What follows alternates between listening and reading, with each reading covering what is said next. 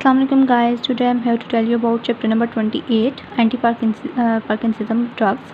इनके बारे में मैं बताऊंगी आज आपको किस चैप्टर में से आपने क्या क्या चीज़ें जो है वो किस तरह से याद करनी है और किस तरह से इनके निमोनिक्स बना के जो है उनको याद रखना है। ठीक है, तो फर्स्ट ऑफ ऑल आपको जो है पार्किंसंस डिजीज़ जो है इसके बारे में पता होना चाहिए कि इम्बैलेंस जब हो जाता है between the brain dopaminergic system and cholinergic system. ठीक है, ये डेफिनेशन आपने पढ़ लेनी है एक दफ़ा। और उसके बाद इसकी जो क्लासिफिकेशन है इसके निमोनिक्स मैंने बनाए हैं, ये आपने अच्छे तरीके से इसमें से करनी है। उसके बाद आपने जो है इसमें ये जो पैराग्राफ लिखा हुआ है ये सारे का सारा इसी तरह से याद रखना है कि ये इन्वॉल्व होता है dysfunction in the basal ganglia में डिसफंक्शन की वजह से होते हैं। और उसके बाद ब्रेन से जो उनके साथ जो इसके एसोसिएटरी स्ट्रक्चर्स होते हैं उन वजह से, और इनमें rigidity of the skeletal muscle, akinesia, flat faces and tremors जो हैं वो अकर होते हैं। ठीक है, और इसका निमोनिक साथ लिखा है RFT। ये आपने चीज़ जो है वो इसमें याद रखनी है। ठीक है, और इसके जो ये पैथोलॉजिकल कैरेक्टरिस्टिक्स की 3 लाइन्स लिखी हुई हैं ये आपने अच्छे तरीके से याद रखनी है, MCQ के लिए इंपॉर्टेंट है। ठीक है, उसके बाद जो है यहाँ से आपने पार्किंसंस और विल्सन्स डिजीज़ इनकी डेफिनेशंस जो हैं ये याद रखनी है। ठीक है, इनको एक दफ़ा रीड आउट कर लेना है आपने। उसके बाद इसमें लिखा है कि जो डोपामाइन है उसका लेवल जो है कम होता है इन द पार्किंसंस डिजीज़। ठीक है, और जो ड्रग्स इंड्यूस करते हैं पार्किंसनिज्म उसमें हमारे पास ये वाले जो ड्रग्स लिखे हैं एंटीसाइकोटिक ड्रग्स, ठीक है, रेस्प्रेसिन, ठीक है, ये जो 3 ड्रग्स लिखे हुए हैं MPTP, ठीक है, ये 3 जो है वो क्या करते हैं इंड्यूस करते हैं पार्किंसन डिजीज़ को। ये SCQ और MCQ के लिए इंपॉर्टेंट है। ठीक है, ड्रग इंड्यूस्ड पार्किंसनिज्म, तो ये वाला पूरा पैराग्राफ जो है ये MCQ और SCQ के लिए इंपॉर्टेंट है, तो ये वाला पैराग्राफ भी करना है। और साथ में ये जो डायग्राम बनी हुई है इसको एक दफ़ा देख लेना है। ठीक है, इसमें जो है ये नॉर्मल लेवल है और इसमें जो है डोपामाइन एगोनिस्ट जो है यानी कि न्यूरॉन्स डोपामाइन न्यूरॉन्स जो हैं वो लॉस हो रहे हैं, और इसमें जो है हमारे पास गाबानर्जिक न्यूरॉन्स जो हैं वो लॉस हो रहे हैं। ठीक है, तो इसको एक दफ़ा देख लेना। उसके बाद drug therapy of the parkinsonism, इसमें जो है ये जो मैकेनिज़्म लिखा हुआ है ये वाला पैराग्राफ ये बस करना है अच्छे तरीके से, और साथ में ये वाली डायग्राम करनी है, ये दोनों बहुत इंपॉर्टेंट है। लेवोडोपा जो है इसके इसमें ये बताया हुआ है कि जो डोपामाइन का लेवल है वो जो बायोअवेलेबिलिटी है वो इसमें लो होती है, और ये जो डोपामाइन है वो क्रॉस नहीं करता ब्लड ब्रेन बैरियर को। ठीक है, तो एक प्रिकर्सर इसके लिए यूज़ किया जाता है लेवोडोपा। ठीक है, वो जो कि क्रॉस करता है ब्लड ब्रेन बैरियर को। ठीक है, और फिर इसमें जो और इसमें बताया हुआ है कि सिंथेसिस होती है टायरोसिन के जरिए से डोपामाइन की। ठीक है, तो उसके बाद ये लिखा हुआ है कि कार्बिडोपा जो है वो भी जो लिया जाता है और वो इनहिबिट करता है MAO रिसेप्टर्स को। ठीक है, MAO इनहिबिशन करता है। ठीक है, ये जो डायग्राम बनी हुई है ना ये करनी है आपने। ठीक है, ये वाली सारी डायग्राम जो है आपने करनी है। ये इसका ब्रेन और पेरिफेरी से ब्लड ब्रेन बैरियर से एल डोपा जो है वो क्रॉस करेगा और ब्रेन में जाएगा। ठीक है, लेकिन एल डोपा जो है उसके लिए 2 एंजाइम्स होते हैं जो इसको डिवर्ज कर देते हैं। ठीक है, COMT एंड डोपा डिकार्बोक्सिलेज एंजाइम जो है इसको डिवर्ज कर देते हैं। तो हमने जब पार्किंसन डिजीज़ के लिए इसको लेना है तो इन दोनों एंजाइम्स को हमने जो है क्या करना है इनहिबिट कर देना है। इनके दोनों के एंजाइम्स में हमारे पास जो ड्रग्स हमने यूज़ करने हैं वो कौन से, एंडाकोपेन एंड टोल्कापेन एंड कार्बिडोपा। ठीक है, इन दोनों को हम इनहिबिट करेंगे और फिर ब्लड ब्रेन बैरियर से जो है ये ब्रेन में कन्वर्ट होगा और डोपामाइन में कन्वर्ट होगा, और डोपामाइन में फिर आगे डोपामाइन रिसेप्टर्स पे रिएक्ट करेंगे। ठीक है, और इसमें जो हमारे पास MAOB और COMT इनके जो आगे से ड्रग्स हैं इन एंजाइम्स को उनको भी हम इनहिबिट करेंगे। ठीक है, तो ये वाली जो डायग्राम है ये आपने अच्छे तरीके से याद रखनी है। उसके बाद हमारे पास फार्माकोलॉजिकल इफेक्ट्स हैं, ये आपने बस एक दफ़ा रीड आउट कर लेना है, ये इतने इंपॉर्टेंट नहीं है। ठीक है, ये उसमें पॉजिटिव इफेक्ट, इसके बाद जो नाम्स लिखे हुए हैं नाम लिखे हुए हैं इसके लास्ट वाले टेबल पे क्लासिफिकेशन वाले वहाँ से आपने बस करने हैं। ठीक है, उसके बाद ये जो डोपामाइन एगोनिस्ट हैं ये भी एक दफ़ा बेशक रीड कर लें यहाँ से MCQ के लिए। ठीक है, और SCQ के लिए ये सारा जो है आपका वो ये वाला जो टेबल है लास्ट वाला यहाँ से हो जाता है। ठीक है, तो ये वाला जो टेबल है ये अच्छे तरीके से याद करना है, और वो जो पहले 2 पेज हैं वो अच्छे तरीके से याद करने हैं विद डायग्राम। ठीक है, इसमें हमारे पास सब क्लासिफिकेशन है एल डोपा, कार्बिडोपा, ठीक है, डोपामाइन एगोनिस्ट, MAO इनहिबिटर्स और COMT inhibitors, anti muscarinic agents. ये जो फर्स्ट वाले हैं 1 2 3 4 5 ये ड्रग्स जो हैं वो ज़्यादा इंपॉर्टेंट है। इनके मैकेनिज्म ऑफ एक्शन, इनका क्लिनिकल एप्लीकेशन और इनकी टॉक्सिसिटी ये जो है ज़्यादा इंपॉर्टेंट है, ये आपने अच्छे तरीके से करने हैं। और लास्ट वाले 2 जो उनको बस एक दफ़ा रीड आउट कर लेना है। ठीक है, उसके बाद इसमें जो मैंने निमोनिक्स बनाए हैं आपने वो कर लेने हैं। ठीक है, ये जैसे कि पार्किंसंस का आपको पता होना चाहिए, और ठीक है, और जो साइंस जो मैंने आपको बता दिया बुक से ही ये करना है आपने।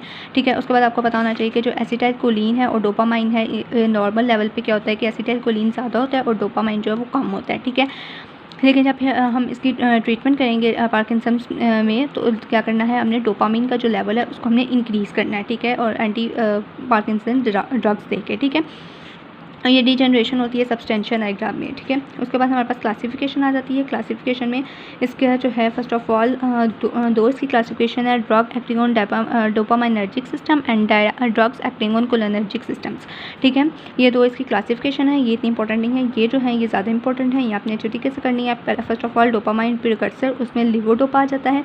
इनहिबिट पेरिफेरल मेटाबॉलिज्म को करने के लिए कार्बिडोपा ड्रग जो है वो यूज़ होता है। और डोपामाइन एगोनिस्ट जो है, इसमें हमारे पास 1 2 3 4 5 ड्रग्स हैं। ये 5 के 5 ड्रग्स जो हैं वो आपने याद रखने हैं। और उसके बाद MAO इनहिबिटर्स, इसमें 2 ड्रग्स हैं, ये याद रखने हैं, COMT इनहिबिटर्स, ठीक है, और एंटी मस्कुरेनिक एजेंट्स, इसमें एक ही ड्रग है बेंजोट्रोपिन, ठीक है।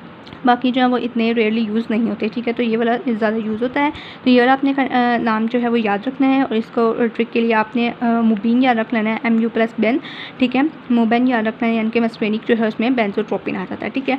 और इन सब का जो निमोनिक है उसके लिए आपने याद रखना है DP में कमेंट दें, ठीक है, यानी कि DP में कमेंट दें, ठीक है। इस तरह से आपने याद रखना है। DP से डोपामाइन प्रिकर्सर, MAO से एमीन इनहिबिटर और कोमेट इनहिबिटर्स, और D से आ जाएगा डोपामाइन एगोनिस्ट, ठीक है। तो इस तरह से आपने इसका निमोनिक्स जो है वो याद रख लेने हैं। और इसके जो ड्रग्स हैं उनके निमोनिक्स जो हैं वो इस पेज पे हैं, आपने यहाँ से देख लेने हैं, ठीक है। क्लासिफिकेशन इनके लिए आपने सफिक्स जो है वो यूज़ रखनी है, जैसा कि डोपा में जो है हमारे पास डोपामाइन प्रिकर्सर में हमारे पास 2 तरह के आ जाते हैं, ठीक है, लिवोडोपा एंड कार्बिडोपा। जो लिवोडोपा है और कार्बिडोपा है, लिवोडोपा जो है वो मेनली डोपामाइन प्रिकर्सर के तौर पे एक्ट होता है, और जो कार्बिडोपा है वो इनहिबिट करता है पेरिफेरल मेटाबॉलिज्म को, ठीक है। और ये दोनों ड्रग्स जो है वो क्लिनिकली यूज़ किधर होते हैं, पार्किंसन डिजीज़ में यूज़ होते हैं, ठीक है। और जो इनका जो एडवर्स इफेक्ट्स और टॉक्सिसिटी है उसमें आपने LDNA याद रख लेना है, ठीक है। L से याद रख लेना आपने लो ब्लड प्रेशर, ठीक है, ब्लड प्रेशर लो हो जाता है। D से डिस्काइनेजिया, N से नोजिया, एनोरेक्सिया, ठीक है। तो इनकी जो एडवर्स इफेक्ट्स हैं ना, इन सब के वो ऑलमोस्ट सेम है, ठीक है, इसके भी सेम है और उसके भी सेम है। आप ये सारे इनमें से 5-6 जो है कोई भी याद रख सकते हैं, ठीक है। उसके बाद जो है हमारे पास सेकंड वाला आ जाता है डोपामाइन एगोनिस्ट। जो डोपामाइन एगोनिस्ट हैं वो अपने इस तरह से याद रखने हैं, ओल एंड इन, ठीक है, ओल एंड इन, ठीक है। 2 हमारे पास जो है वो ओल से आ जाते हैं और 3 जो है हमारे पास आइन से आ जाते हैं, ठीक है। तो इसमें आपने याद रखना है पैरामैक्सोल, ठीक है, रोपीनाइरोल, ठीक है, रोटीगोटाइन, एपोमॉर्फाइन, ठीक है, और ब्रोमोकोरेप्टाइन। ये आपने 5 के 5 नाम याद रखने हैं। और आपने याद रखना है कि इनका मेटाबॉलिज्म ऑफ एक्शन में जो पैक्सोल है जो है ये D3 एगोनिस्ट करता है, ठीक है, इसमें D3 एगोनिस्ट के तौर पर एक्ट करता है। उसके बाद जो हमारे पास बाकी जो हैं 1 2 3 4 ये सारे जो हैं D2 एगोनिस्ट होते हैं, ठीक है। और इनका जो क्लिनिकल यूजेस है उसमें जो फर्स्ट 3 वाले हैं वो यूज़ होते हैं as a sole agents in early Parkinson's disease में। और जो हमारे पास एमॉर्फिन है वो रेस्क्यू थेरेपी जो है उनमें यूज़ होता है। और जो ब्रोमोक्रेप्टाइन है ये रेयरली यूज़ होता है और ये मोस्ट इंपॉर्टेंट है। और ये जो है क्या करता है, डायरेक्टली ऐड करता है डोपामिन रिसेप्टर पे और काज करता है वैसोस्पैसम, ठीक है। ये मोस्ट इंपॉर्टेंट MCQ है, ये आपने याद रखना है इसका। उसके बाद इसके जो क्लिनिकल यूजेस एडवर्स इफेक्ट्स हैं वो भी उसके तरह के सेम ही है, ठीक है। ANDP अपने याद रखते हैं, एनोरेक्सिया, नोजिया, डिस्काइनेजिया, पोस्टल हाइपोटेंशन होती है, मेंटल डिस्टर्बेंस होती है, ठीक है। तो ये आपने इसी तरह से इसको याद रख लेना।